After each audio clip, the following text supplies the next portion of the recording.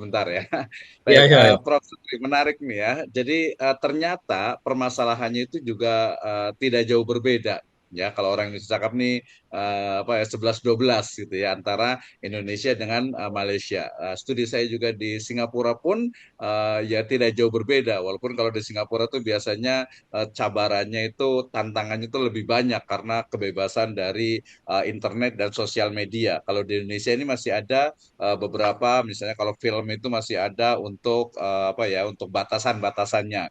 Kemudian juga di TV di TV juga ya TV nasional, TV internet juga ada batasan-batasannya. Tapi kalau di macam negara Singapura dan sebagainya itu beberapa itu sudah tidak ada batasannya. Jadi kita ada punya sensor film, sensor konten dan lain sebagainya. Tapi lebih kurangnya sama di mana salah satu permasalahan utama yang dihadapi dalam pendidikan agama Islam itu adalah dari sisi siswanya ya dari sisi peserta didiknya pelajarnya itu adalah dari sisi memang akhlak. Tadi betul ya, mulai dari bullying sampai ke pembunuhan. Kemudian kalau di Indonesia ini juga ada beberapa sampai anak yang membunuh orang tuanya gitu ya. Orang tua yang membunuh anak juga banyak juga gitu ya. Ini jadi masalah besar. Demikian juga tadi kualitas guru. Ada penelitian satu disertasi di Jakarta juga meneliti tentang kualitas dari guru madrasah, guru pendidikan agama Islam di Kabupaten Bogor itu ternyata ya 5 tahun terakhir itu mengalami penurunan dari sisi kualitas. Tadi kualitas mulai dari penguasaan teknologi, kemudian juga metode pembelajaran dan lain sebagainya. Ya, jadi intinya adalah di didaktik metodiknya itu mengalami penurunan dari guru-guru madrasah. Ya, jadi ustadz-ustadz di madrasah kami di Indonesia kan ada madrasah ibtidaiyah, madrasah sanawiyah dengan madrasah aliyah. Ya, sementara kalau SD, sekolah dasar itu sekolah rendah, SMP dan SMA itu adalah milik daripada government. Ada dua pertanyaan, Prof. Mungkin boleh saya tanyakan. Yang pertama adalah terkait mungkin rekomendasi ya dan juga jawaban dari Prof. Sukri sendiri dan juga mungkin dari ISDEF sendiri ketika merumuskan apa sih sebenarnya yang harus dilakukan ketika menghadapi berbagai kemerosotan akhlak dari pelajar. Ya, jadi seperti apa sebenarnya pembinaan atau pendidikan akhlak menurut ISDEF atau menurut Prof. Sukri Hanafi nih. Ini yang pertama, Prof. Itu ya. Jadi bagaimana dulu nih? Itu yang pertama. Yang keduanya nanti terkait dengan juga bagaimana sebenarnya peningkatan dari kualitas guru atau kualitas ustadz ya, guru di madrasah, guru pendidikan agama Islam ya agar mungkin ya mengalami peningkatan dari sisi metode pembelajarannya, dari sisi media yang digunakan, dari sisi mungkin kualitas dirinya, termasuk juga mungkin kualitas keimanannya. Nah, itu ada dua, Prof. Terus mungkin ada satu lagi, tiga ya, yaitu terkait dengan ini. Saya berpikir gitu ya, bagaimana ternyata, ya saya juga beberapa ya, di Malaysia, di Indonesia, di Thailand juga, termasuk di Singapura, di Brunei itu banyak sekali gap ini, Prof. Baik itu siswanya, pelajarnya, ataupun gurunya. Jadi saya akan mungkin ya, saya ada nanti presentasi di ICIS itu ada merumuskan sebenarnya korelasi bagaimana sih antara pemahaman kognitif keagamaan dengan mungkin yang sifatnya itu perilaku ya perilaku-perilaku yang bertentangan dengan Islam kok bisa terjadi. Boleh satu dulu Prof. Satu dulu pertanyaan aja tadi terkait dengan bagaimana nih pendidikan akhlak untuk pelajar-pelajar Islam atau Muslim. Silakan Prof. Satu dulu. Wallahu taala alam. Ini satu pertanyaan yang luar biasa daripada Pak Abdul Rahman ini. Yang saya yang dilaksanakan di ISDEF ini, uh, kalau kami lah pendidikan di ISDEF kami letakkan dia ada satu subjek kursus wajib yang perlu diambil oleh setiap pelajar. Dipanggil ipis tasawur Islam. Tasawur Islam itu perlu lulus, wajib diambil sebelum mereka mengambil kursus-kursus yang lain. Mereka perlu faham tentang apa yang mengacuankan kehidupan mereka itu sendiri. Kami cuba difahami dari segi tasawurnya, dari segi peranan seseorang insan itu sebagai development actor, iaitu khalifatullah, dan tazkiyatun nafs, Semuanya itu ini yang setakat yang kami cuba usaha untuk melakukan itu melalui pembangunan insaniah yang dilaksanakan uh, itu yang setakat uh, tamu siapa? Bukan saya. Saya ada pegawai lain. Tersyakir. Maaf, maaf. Dan itu yang Bapak tanya tadi dari segi perspektif staff yang dilakukan begitu Bapak. Dan setiap minggu, setiap hari Selasa akan diadakan dipanggil kuliah mingguan.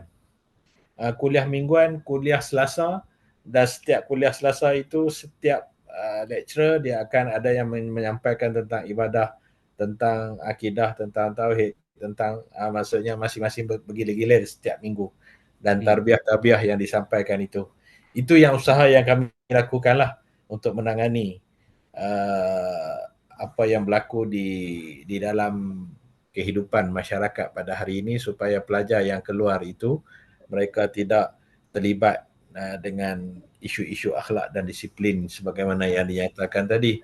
Dan seterusnya juga Bapak berkaitan dengan yang kedua berkaitan dengan apa Bapak tanya tadi yang kedua selain pada tu? Lupa lah. Yang kedua itu terkait dengan peningkatan daripada kualitas ataupun quality guru atau ustadz atau pengajar. Ini macam mana nih? Karena tadi memang ada penurunan quality dari pelajar, dari pengajar, dari guru pendidikan agama Islam.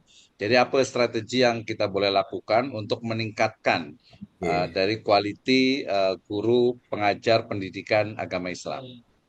Kalau itu di Malaysia dia sekarang sudah dilakukan dalam 5 tahun yang terakhir ini sudah diadakan dia panggil Institut Pendidikan Guru.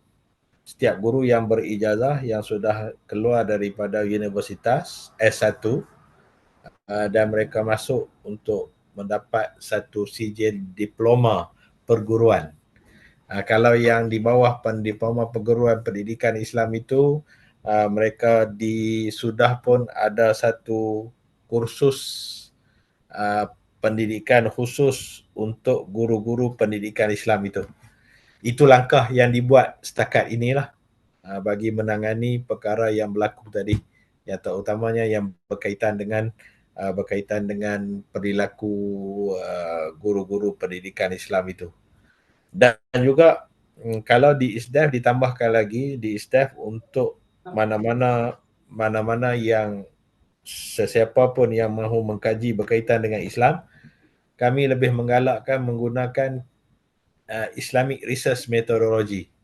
Kita menggalakkan para pelajar sekarang sejak daripada penubuhan ISDAF melakukan mencipta kaedah-kaedah ataupun membina kaedah-kaedah Islamic Research Methodology daripada kaedah contohnya kaedah pengumpulan hadis, bagaimana dalam kita pengumpulan data menggunakan seperti kaedah pengumpulan hadis, nak mendapat informan, contohnya kita ambil daripada kaedah-kaedah yang ada dan yang terkumpul yang sebenarnya sudah wujud dalam Islam. Berdasarkan kepada pengasas ISDAF tidak wajar, tak akan tercapai walaupun kita sebut kita mengkaji berkaitan dengan Islam, tapi kita masih menggunakan metodologi yang diperkenalkan oleh orang-orang bukan Islam ini.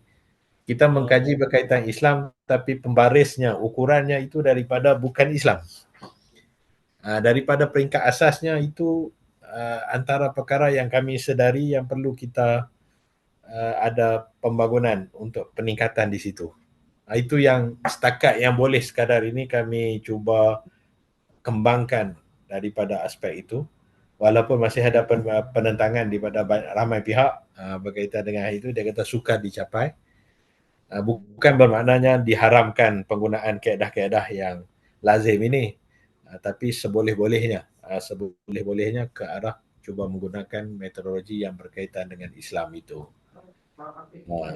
Ada lagi ya Pak? Oke, terima kasih Prof. Luar biasa sekali ya. Artinya tadi dari sisi akhlak memang kalau di Indonesia ini kan ada program pembinaan, kemudian Ya. juga pendidikan moral dan sebagainya. Itu ya memang sudah berjalan gitu ya. Tapi mungkin perlu banyak perbaikan. Kemudian tadi di Indonesia juga ada PPG namanya ya.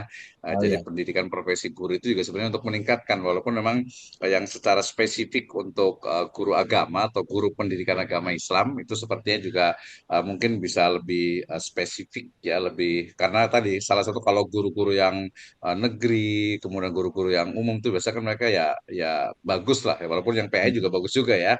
Tapi mungkin ada secara umum peningkatnya tadi mengalami penurunan. Baik, kita ada beberapa nih yang ingin berdiskusi juga Prof. Terima kasih ada Pak Han, Pak Ya. Musyafa Ahmad luar biasa, Pak Agung ada Wiguna juga dan yang lainnya kita berikan waktu untuk yang bertanya ke Prof Muhammad Sukri Hanafi terkait dengan isu-isu dari pendidikan agama Islam yang di Malaysia dan di Indonesia ternyata tadi tidak jauh berbeda juga ya dari sisi keadaan siswanya, ya peserta didiknya, muridnya, kemudian juga gurunya, termasuk mungkin tadi yang belum disentuh dari sisi sistemnya atau mungkin juga kebijakannya. Ya kalau di Indonesia lagi ramai tentang ini, Prof Sukri, MBG Ya. nih masa makan bergizi gratis gitu ya.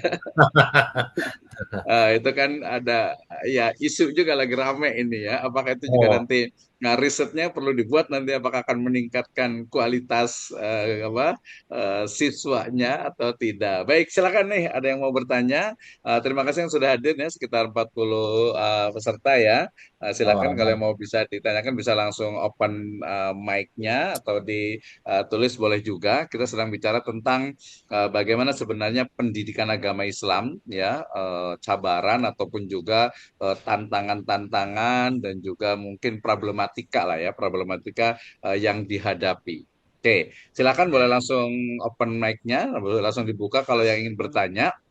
Nah, sambil tadi satu lagi Prof. Sukrianafi. ya, ya. Nah, ini menarik ini ya. Ini mungkin sebuah fenomena bukan hanya muridnya, bukan hanya pelajarnya, tapi juga gurunya.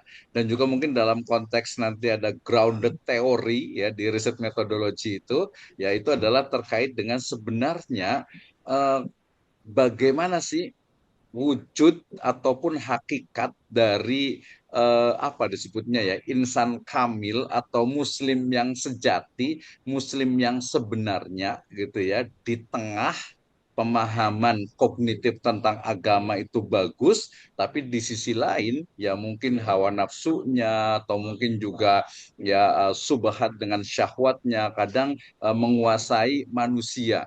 Gitu ya. Ini kita dapati banyak sekali ya ya tadi lah di Indonesia, di Malaysia dan sebagainya. Kasus realnya kemarin itu ada salah satu ya di wilayah Jawa sana itu seorang guru ngaji yang kemudian melakukan asusila kemudian dihukum 10 tahun penjara ya. Perogolan lah gitu ya perogolan kalau bahasa sana itu. Nah ini bukan hanya satu gitu ya di Bandung juga terjadi di banyak wilayah juga terjadi. Saya juga sempat komunikasi dengan salah satu teman juga ini ada apa santri pondok gitu ya di Malaysia ataupun di Indonesia. Satu sisi pemahaman agamanya bagus, hafalan Al-Qur'annya bagus, pengajiannya bagus, tapi kok bisa ya bisa kok bisa gitu masuk ke mungkin ya jeratan-jeratan talbis iblis lah gitu istilahnya gitu. Nah, sebenarnya seperti apa? Apakah memang manusia seperti itu? Kita menyikapinya seperti apa sebenarnya? Sudah belajar agama, sudah masuk pondok, bahkan banyak kasus-kasus di pondok pesantren yang ini ya mencoreng dari istilahnya itu kehormatan pondok pesantren. Tapi faktanya memang seperti itu gitu. Di sekolah Islam juga banyak dan ya yang paling di counter, yang paling dilihat biasanya ya Islam kok begini gitu ya. Ini ada guru ngaji yang paling banyak biasa guru ngaji ini guru ngaji ustadz lah dai lah gitu ya guru agama. Itu yang sering gitu padahal sebenarnya guru yang lain juga banyak guru olahraga juga ada guru biologi juga ada. Nah sebenarnya seperti apa sih menghadapi kasus-kasus seperti ini satu sisi soleh gitu ya tapi di sisi lain juga ternyata dia melakukan penyimpangan misalnya. Silakan Prof. Sukri Hanafi ini seperti apa jawabannya sambil menunggu yang lain ya silakan. Kalau bagi saya setakat, ya, dia bukan setakat. Itulah yang dikatakan nak cari orang yang mungkin kita dari segi luarannya, dari segi nak menampilkan kita banyaknya ilmu, banyaknya kelulusan, mungkin dengan sijil-sijil, mungkin di peringkat S1, S2, S3, dengan penulisan sekalipun, dengan penulisan-penulisan yang banyak sekalipun, bukan, kalau bagi pandangan saya, bukan mencerminkan seseorang itu orang yang uh, kita katakan dia ada dia kesannya terhadap dirinya. Beginilah, saya ingat lagi pesanan guru-guru saya dulu, kalau dia kata kalau kita nak mempelajari sesebuah ilmu, cuba lihat kepada kitab-kitab yang ditulis oleh para ulama terdahulu, macam Syama'il Muhammadiyah contohnya kan. Walaupun sudah berapa ratus tahun, tapi sehingga sekarang kita masih menggunakan pakainya sebab si penulisnya beramal dengan apa yang mereka tulis. Walaupun ilmu banyak, tapi beramal dengan ilmu yang ada itu. Saya boleh mengaku saya ada 10 ijazah contoh dalam bidang ini. Tapi adakah saya beramal dengan itu? Ini atas kualitas sendirilah. Selagi mana kita tak dapat beramal dengan ilmu yang kita pelajari, ilmu agama yang kita pelajari, setinggi mana ilmu agama yang kita declare, yang kita telah pelajari, tapi belum tentu selagi mana kita tak dapat beramal, selagi itulah dia tidak dapat, maksudnya hati kita, selagi mana hati kita masih belum ditazkiyatun sepenuhnya, masih ada lagi kekotoran, dan daripada situ, sebab itu yang bukan bila Bapak sebut begitu, saya tidak, bukan perkara baru, sebab di Malaysia yang saya kata tadi, guru-guru tahfiz yang melatih pelajarnya untuk menipu, mengumpul derma, dana, tapi dana tu bukan untuk pembangunan pelajar, hanya sedikit untuk pembangunan pelajar, yang lainnya untuk dirinya, untuk tanggung isterinya yang 3 orang, untuk membeli mobil yang besar, untuk membina rumah yang besar. Tapi yang lakukan itu ia Assalamualaikum. pada pusat tahfiz. Ya, ya.